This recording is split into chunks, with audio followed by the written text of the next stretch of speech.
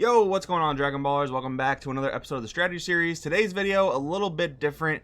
Today we're going over the how to play guide for Agents of Destruction. This is a newer deck that came out of Anniversary Box 2020. Some of you guys may be trying to decide whether you want to play it or not, might be a little bit hesitant, but after this video hopefully you guys get a little more comfortable with how it plays and you decide to pick it up if you think it fits your play style. Guys, if you are new here, make sure to subscribe, hit that bell so you never miss a video. If you guys want to help the channel out, there are many links down in the description to do so. Check out the Patreon, the Gemmy app for your crosswalk competitive articles, as well as your one-on-one coaching with yours truly. My current AOD list is up on the Patreon, so check that out if you are interested. We also have the deck protection link down below, guys, sleeve, deck boxes, binders, all that good stuff. And finally, if you want to buy any cards you see in today's video, make sure you use my link to TCG Player.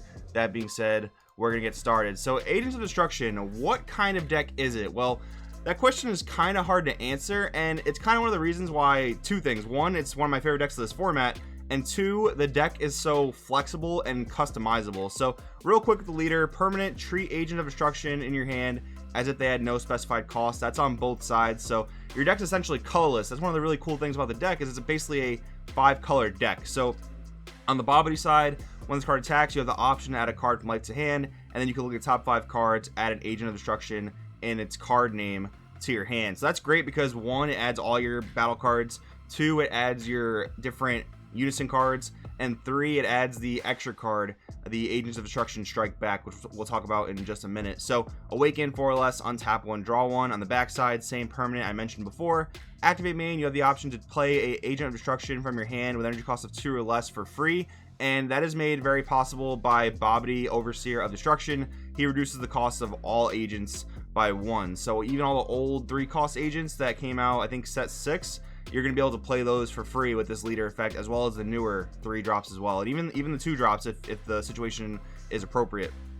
Activate main once per turn, pay 3, choose a unison card with Agent of Destruction and its card name in your hand, and play it with 3 markers on it. So the reason this is a 5-color deck, or one of the things about this being a 5-color deck, is that you have a few different unison options, and you're not always gonna have the appropriate energy to play the unison you want to play. So this ability just gets your unison down on the board at 3 markers, no matter what color it is, which is quite nice. So next up, I want to talk about the 3 versions of the deck that I've seen that I think are kind of the most popular, the ones that are floating around the most in the community. So the first one I want to talk about is basically like a 40 to 45 card AOD mashup. You're really trying to play as many Agents of Destruction as physically possible, because you want to take full advantage of the Agents of Destruction Strike Back. When you play this extra card, look at the top 2 cards of your deck, you add up to 2 Agents of Destruction, and then you can take a life if you would like to, and you can't activate copies of this card for the turn. So there's a few crazy things about this card. One, Bobbity, Overseer of Destruction, makes this a 0-cost extra card because this card includes Agent of Destruction in all areas. So it becomes a free extra card for that. It can potentially be a hard +1, paying 1 card to get 2 cards to your hand potentially, and then you have the option to take a life. So if you're playing this more aggressive AOD variant, you do want to take as much life as possible. You want to be taking life with the leader, and you want to be taking life with this extra card to potentially get awakened by turn 2, turn 3, so that you can just put a ton of pressure on your opponent via the free play of the leader and the natural spam the AOD has, thanks to a card like Garlic or Mortal Agent of Destruction, and getting your unisons on board as early as possible. Another variant I want to talk about is the majority blue Agent of Destruction. Now, it's not the full out aggressive version that you would see in like the 40-45 card mashup of AOD, but this is a version that Jordan Beard kind of put out the other day. Shout out to him for making a really cool deck. He is really abusing Janemba Wicked Agent of Destruction, and he's also abusing God Sealing Technique Trunks. So he is playing it, pretty fast paced, pretty early. He mentioned in his video that he wants to awaken by turn 2, but he also wants to just abuse the controlling aspect of God Sealing Trunks. You basically tell your opponent, okay, if you don't have deflect battle cards in your deck, you're really not going to be able to deal with my unison. You're really not going to be able to deal with my board. You're just not going to be able to do anything in the face of all my pressure. So that's more of the version that he likes to play. I think it's a very, very good version. And then we have the version that I really like to play. I think it's a very, very good version as well. It's definitely more of a mid-range version, and you guys know me, I love to play mid-range Dragon Ball Super.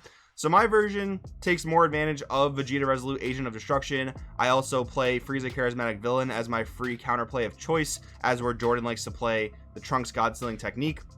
So I use that, and I don't play Agent of Destruction Strike Back because I'm actually playing a slightly less frequency of agents because I want to fit other cards in the deck. I really want to take advantage of the fact that it's a 5-color deck. I want to play cards that you're seeing on the screen here. I'm playing cards like Sensu Bean, I'm playing cards like Deity's Wrath. And the really cool thing about this being a 5-color deck is you have so many options in terms of tech cards. You can play your Sensu Beans, you can play your Flying Nimbuses, you can even play Topo if you play the red Vegeta AOD from set 6. And the fact that it only requires 1 red makes that a pretty easy splash of like maybe 8 red cards if you really wanted to fit Topo in your deck. And then Obuni, you know, the deck is very, very blue. There are a lot of blue cards in the deck. You have the Turles, Agent of Destruction, you have Janemba, Agent of Destruction, and Babidi, the Overseer. So Obuni is even another easy splash into the deck. There's so many ways that you could possibly customize this deck, and in my opinion, that makes it one of the most fun decks to play around with in the format. So moving along to the last thing before I actually show you guys how to play the deck, how to curve out,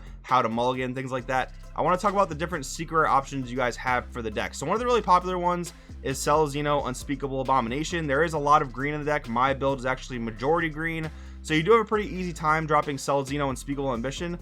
One thing I see though a lot of the times is when you're playing against higher quality players, they're not just going to let you hold a board for free. They're not going to let you just drop all your green battle cards. They're not gonna let them sit there for turns and turns and turns.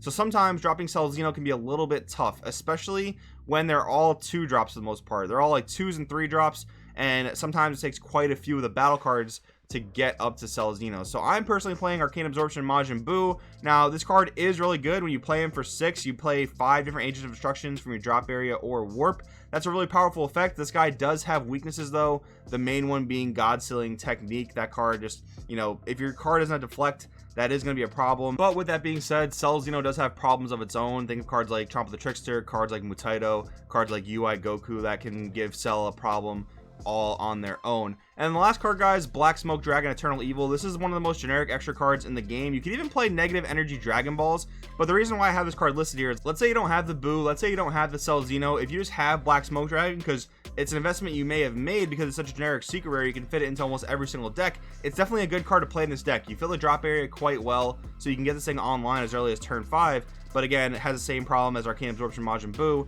It does run into problems against God Sealing Technique Trunks, but every other matchup, it's pretty much going to be a game-winning boss monster. Same thing with Arcane Absorption Buu, and Celestino is pretty much all around going to be good if you're confident that you can get the 6 battle cards on the board that you need to play this guy. So moving along now, I want to go into the curve of the deck, mulligan, and all the important things you guys need for the strategy of the deck. Alright guys, so I've pulled up Octagon, I've loaded my AOD deck into the system.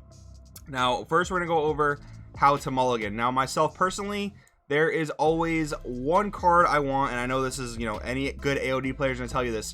You either need to start the game with Babidi, Overseer of Destruction, or Hatchiyak, Vengeful Agent of Destruction. The reason why you could want this card instead of the Babidi is because you pay 1, and Hatchiyak can play Babidi from the deck or drop area. So one of the great things as well is, if you have the Agent of Destruction Hatchiyak, let's say your opponent answers your Babidi, you can pay 1 for Hatchiyak, get your Babidi back from the drop area. So that's going to allow you to recycle your Babidi even if your opponent has answers to barrier, whether they're playing green and can answer barrier, or if they're playing red and can minus through barrier. That's going to be quite good. So we have Hatch. We're going to send the rest of the cards into the deck. We'll shuffle it up a bit. We'll see what we get, and we'll go through the curve. Now, I will say you can optionally keep Vegeta, Resolute, Agent of Destruction if it's the only unison you're playing like I am. I think I'll actually keep it here because you can search with your leader, but you don't really want to take the chance of not seeing it. It's just not worth it. And there aren't too many other cards that you absolutely need in the beginning of the game. I'll just swap it over here so you can see that I have the AOD Unison in my hand as well. Now, another card you could potentially decide to keep in your hand, you could also keep the Android 13 counterplay in your hand if you are up against red, because he's really good against red. 1, he stops Topo Righteous Aid. 2, he stops Vegeta Exploiting Weakness, and you do try to go wide on the board a lot of the time. So having the Android 13 to answer that in the beginning of the game is very helpful, but I would not keep that card if you don't have the Hatchiyak or the Babidi. That's going to be way too important, and you don't really want to miss out on those cards. So we'll shuffle it up a bit. We'll draw our next 4 cards. We'll set up our life here. Alright, so we drew into the Android 13. We drew into an extra copy of our Unison, so I'll actually end up charging this extra copy of the Unison. Now I'll use the Hatchiyak, and I didn't charge Sensu Bean to play Babidi because I'd rather use the Hatchiyak here because it allows me to look through my deck, right? So if I activate Hatchiyak, I pay 1 to activate Hatchiyak, I can look through my deck, play the Bobbity, and now I've just thinned out my deck. So by doing that, I've made my deck more consistent, so that technically makes that the better play rather than just, you know, playing the Bobbity outright even though you had it. So I charged a more dead card in my hand. You know, this Unison doesn't have combo power. I can't really do too much with it. I already have a copy of it in my hand at the moment. So looking through my deck and filtering that out has made my deck more consistent. So let's say we went first, we pass to our opponent. Let's just say, assume we take a damage, it comes back to our turn, we untap all, we draw our card for turn, and we can charge. So we're charging a bean here. Now here's the thing, again, my version of AOD, I'm not playing hyper aggressive, I'm not playing Jordan Beard's version. I actually don't want to awaken until turn 3 or turn 4. So the thing there is, I either want to awaken turn 3 when I can use my leader's activate main to play my Unison for 3 energy, and I know my opponent's not gonna have too many threats coming out, like they're playing a slower paced deck, maybe like Invoker, maybe like Shadow Dragons. I know they're not gonna go super crazy on my turn 3, so I can afford to tap out. Otherwise, if I know my opponent has some very specific, you know, aggression they can put on by turn 4, maybe like an Obuni or something like that, I'll wait till turn 4 to awaken, I'll play my Unison for 3, and then I'll keep energy open for Whisk Coercion, for Sensu Beans, things like that. So what I would do here on my turn 2 is I would attack. I would choose to not take a life, but if you are playing the more aggressive version, like Jordan Beard, like the 45 card AOD mashup, you're going to want to consider taking life as much as you can to get that turn 2 awaken here. But we're not doing that in this version. So in top 5 here, I would add the Garlic to my hand because, you know, that's one of the cards you really want to lean into heavily, especially when you have Bobbity, Overseer of Destruction on the field. So with that being said, my opponent would either, you know, take a damage, not take a damage, whatever they want to do. I don't really have any AODs here I want to play. You can play the Lord Slug down for 1 energy thanks to Bobbity.